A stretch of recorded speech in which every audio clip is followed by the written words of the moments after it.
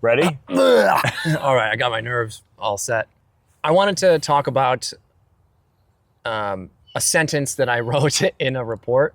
I know it sounds kind of odd, but it was the first time I wrote something down about a certain topic that we and a lot of other arborists have thought about before. It was the first time I wrote it down in a really succinct and short way. And I think it's also part of a broader conversation. And I'm also trying to be okay with it not being a complete thought. The sentence says, in this report, I was talking about a particular tree that was lion-tailed. This practice maintains its prevalence because there is no barrier of entry into working with trees, nor are credentials earned or maintained by implementing proper practices. Like I said, this was unintentionally concise, but it inspired me to want to dissect that sentence and elaborate on it. That report wasn't the place to do that. This is the place to do that. We're not just going to like sit and talk about what lion's tailing is and why it's not good. We're just sort of using that as sort of the grounds to start on and sort of what inspired this. And we're talking more so about the just commonplace of bad pruning and bad practice and outdated information or outdated practices. The type of pruning isn't just like severe lion tailing, also talking about just like, sometimes I hear this as gutting the interior of a tree. Thinning. Yeah, or just taking interior stuff. But this attitude also might extend to like big removal cuts or essentially like any type of overdose pruning categorically. To run the risk of going on a tangent just about bad pruning and bad practices in general, what I think we're really talking about is this lack of regulation for what an arborist actually is, or rather there's no regulation for who can be an arborist. We have, certain credentials that we can get, but frankly, if you are a person that has a chainsaw and a truck and got an LLC, you can be an arborist. You're not a certified arborist, but you're an arborist. And for a lot of people, they see the word arborist and think that guy does good work because he says he's an arborist, but it's not certified arborist. Or another thing I always see is licensed and insured. There's kind of these little lies by omission. Lies by omission that the industry, that people in the industry sometimes use to, make themselves seem to be more credible. And still we're seeing trees that are, the way hacked to hell. Yeah, and the public doesn't distinguish, most of the public doesn't distinguish between like a qualified arborist or an arborist. They sort of just assume arborist equals qualified. But the truth is, a lot of people will just naturally fall into doing tree work. And on one hand, that's really good. Tree companies are always looking for laborers and people have to work. Like, cool, I'm cool with that. The problem comes into when the people who become arborists incidentally, and they start implementing practices that they see everyone else doing, they're landing on these conclusions that, well, it must be good for trees because why else would everybody be doing these things? There's a bit of post-rationalization when it comes to how tree work is done. And this means like the work is done first and then the explanation for why it was carried out happens after that. When really it should be the opposite. Absolutely. The goals or the objectives of said work should be established before the work gets carried out. Yeah. And it seems so obvious when you say it out loud, but the reality is that is not how tree care is done. It's often done that, the guy who taught me did this to every tree and I trust him. Therefore, I'm just doing what I learned without really like thinking all that hard about what I'm doing, what you're doing. If you don't have good mentors, this type of bad practice is a culture that's being normalized. This is like what you see on a regular basis. I was fortunate enough to, have good mentors like you and O'Griz and, the people that you learned from. Like I was lucky for that, but like not everyone has that experience. And that just sort of leads to these bad outcomes for trees. And that it also extends the normalcy onto the public, and that they see all of the trees in their neighborhood being pruned in this certain way, and they think that it is good for them because the tree company that's doing it says certified arborist on it. Mm-hmm. And again, that same thinking of, well, everyone else is doing it to their tree, so therefore it must be a good thing. And I think that's a good way to start talking, I think, about the Certified Arborist Credential, or the CA, as we'll refer to it as. Both the public and a lot of arborists or tree guys think that the Certified Arborist is a gold standard, or they think that it is an end goal.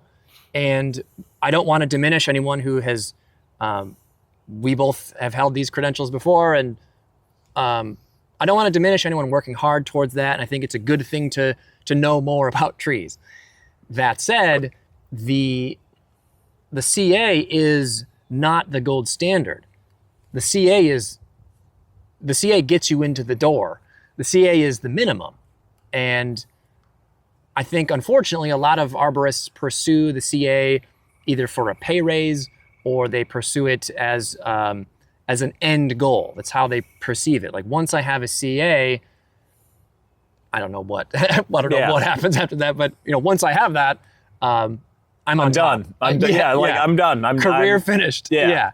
And really, I think that if you're going to be good and work with trees for a long time, I think it's appropriate to recognize that the CA is really a jumping off point. It is not the end. It's not the finish line. Yeah, it sets a good foundation for you to build knowledge on top of that.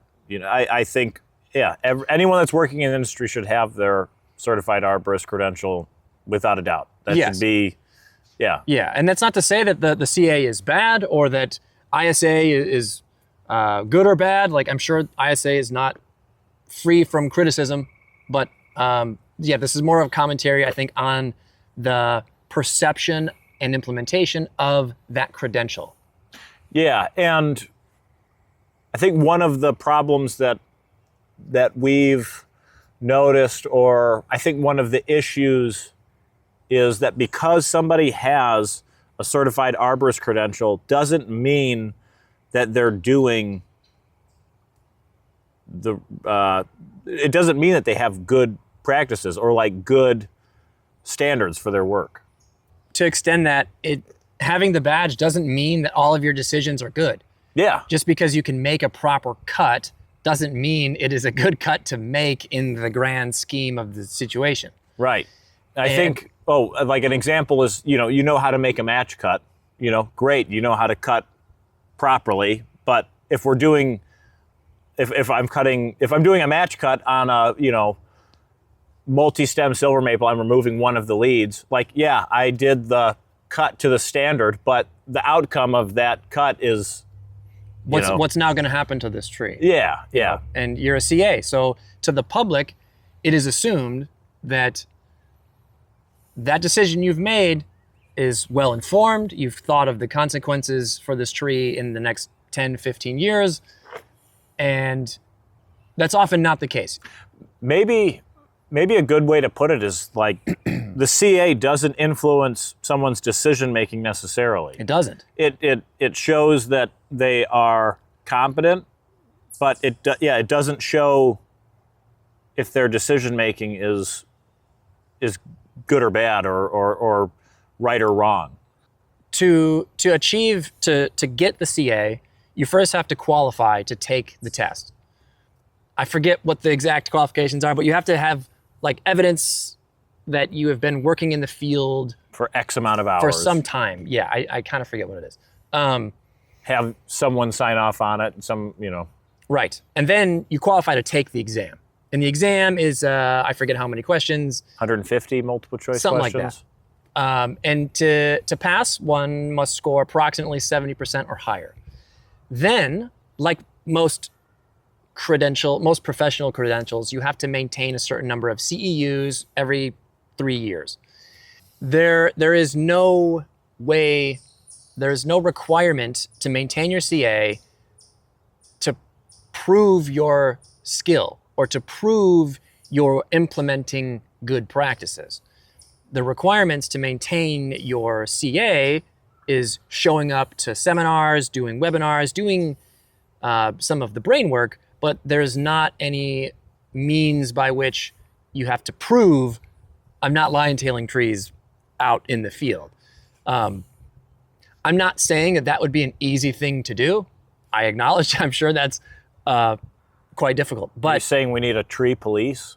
There is no. we need a police force? What I will say is that ISA's track certification does have a field practical where you have to at least demonstrate you know how to assess a tree with their methodology, which I'm cool with. I think that's fine. But with the CA, there isn't any such requirement. And often what gets done in the field by certified arborists is not dictated by their own decision making. And this sort of touches on to the big arb problem. But often I'll use us for an example. When we were already CAs in the past working for another company, we would get sent to do jobs and we had no agency over what we were doing. We were just told, do this, this, and this. We knew what we were doing does not align with the BMPs, the best management practices, nor does it align with having like good ethical practices. But we had to do those things anyways because we were working in a production, profit-driven company that was not focused on having good outcomes with trees.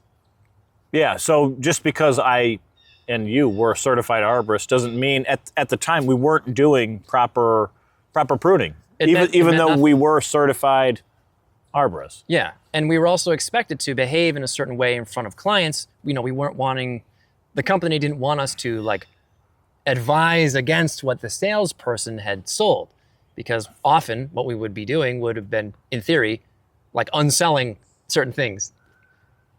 Which we did do. Yeah, it did happen, yeah. But it doesn't happen without getting yourselves into some trouble. Yeah, yeah. I think the CA does a good job at informing and setting a foundation. I think then the BMP comes in and adds a little bit of flavor. It's kind of like a cake. Like you have the base layer of the cake, the CA, and then you add the flavor to it, which is the BMP. Sure. And then. I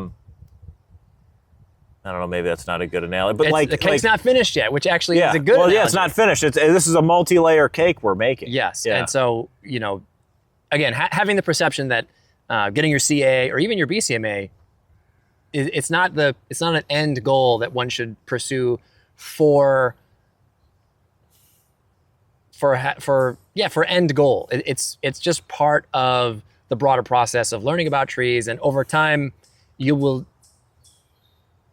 I'd leave it there. Because there's a lot of flavor out there. There's a lot of flavor, and there's a lot of different philosophies and methods to working with trees that are not just profit-driven methodologies. And I think, too, one of the things that is lacking in the certified arborist exam, it's probably more, and this probably, like what I'm going to say might apply more for the master arborist exam, but I don't remember very many scenarios or like having, I don't know, what I learned in school is like a story problem where you like have to put what you've learned into context of this certain scenario. It was more just like, I guess the example I could give is like, the CA is like, what's 2 + 2? That's 4. It's more like labeling a diagram. Do you know where the xylem is, the phloem is, where's the cambium, and like a cross-section of wood? I will say, when I took the BCMA exam, there were a lot of story problems, actually. But not on the CA, not from what I remember. I don't remember a lot of story problems, because I'm thinking like... Well, that's more problem solving, and I feel like most CAs are not actually... They don't have the agency to actually make decisions, and they're more of just like making cuts and less big picture, I suppose. It would be nice probably to have more of that, because I feel like one should be thinking in how I'm affecting this tree in the grander scheme of things at all times. I don't think you need to be a master arborist to have, the wherewithal to reach the conclusion that if I make this humongous removal cut on a silver maple, let's say, what's going to happen? You don't need a BCMA to know what's going to happen to that tree. There's always reasons to deviate from the BMPs, but you have to have good justification to do that. And generally speaking, the people who are making decisions can find the justifications and when and why to break certain rules. That said, the BMPs are great guidelines. If you don't perceive them as gospel hard truth all the time, they're great guidelines. A problem with deviating from the standards culturally is that that's the norm. That's kind of, to tie this all back together, that's what we're talking about though. There are good reasons to deviate from the BMPs or from proper ANSI standards of pruning. But when every company is complying with every customer's request, there is a problem there, because everyone has now left the standard guidelines and are doing things that by and large are known to increase likelihood of failure, using the line tailing for an example. The problem with everyone deviating from the best management practices or the ANSI standards is that it perpetuates the bad tree care being the norm. And it perpetuates this idea of, well, everyone's doing this to their trees in my neighborhood, it's something that I probably should do too. And I'm not gonna think that hard about it because this certified arborist has recommended this, or he's the one carrying out the work, it must be a good thing to do. And that's all to say that being a CA and touting that to your clients, or being a BCMA and showing that off to your clients and complying with every request is not in alignment with being a good arborist. That doesn't mean anything if you have all of these credentials and you don't implement them. It means nothing. Yeah, it sort of makes me think, like, what is the solution then? If there is this sort of, way of being able to, like, vet who has good intentions with my trees, or like who is actually thinking about my tree. If I can't tell from somebody's website or their credentials that they have, my best interest in mind or like the tree's interest in mind, like what's the solution then? And I don't really know. I think maybe this is kind of the starting point of where we sort of just talking about it, that there is this issue. You're right. Then this issue is everywhere.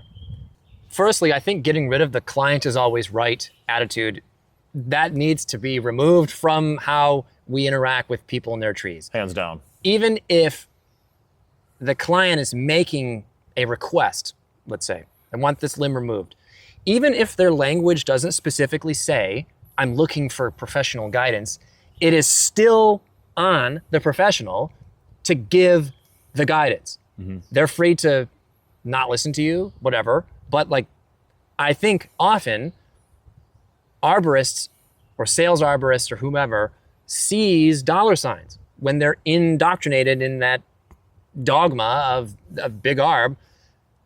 They're not going to have a more challenging conversation with the client.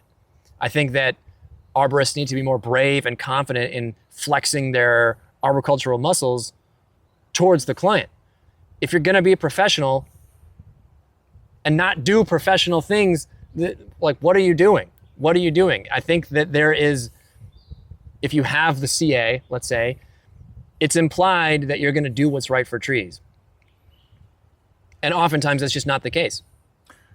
As an arborist, need to have challenging conversations. That's part of it. Yeah. We've said a dozen times now that good arboriculture happens in conversation, that you have to we even like workshop different ways to communicate different and challenging ideas with clients, you and I, between each other, because sometimes we'll come back from an interaction and be like, I couldn't get the right words out to say this one thing.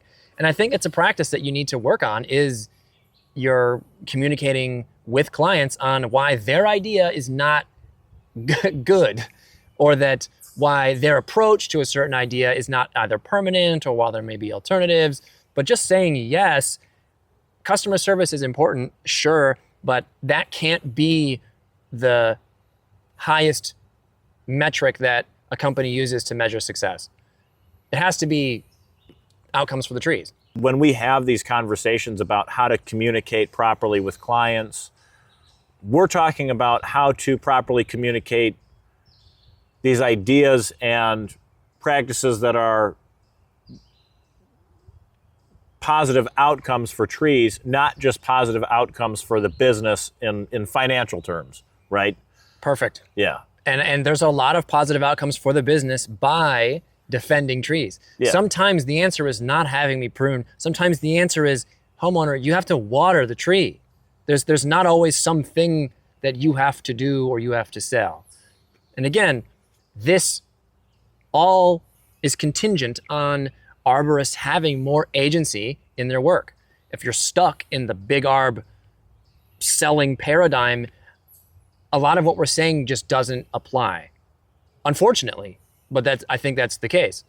To review that initial statement, referring to lion tailing, but referring mostly to bad pruning too.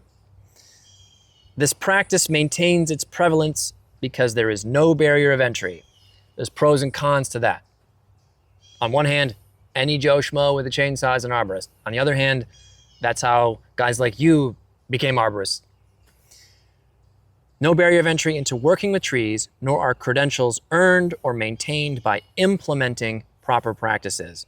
I want to emphasize that implementing part again, in that just because you have these credentials doesn't mean everything you're doing to a tree is a good thing. And I want to extend that further to anyone who is shopping for tree care services, that just because someone has these credentials does not mean they have been informed, or if they're actually executing good practice. It doesn't mean anything. Yeah. It doesn't mean anything. The quality of the work is only as good as the hand that cuts. And so it's incumbent on the actual person in the tree to give a shit.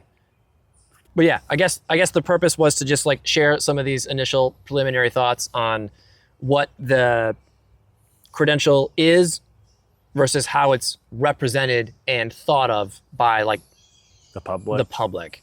And that the public thinks it's this awesome achievement and it means my trees are in good hands. And we're sort of saying they might be, they might not be.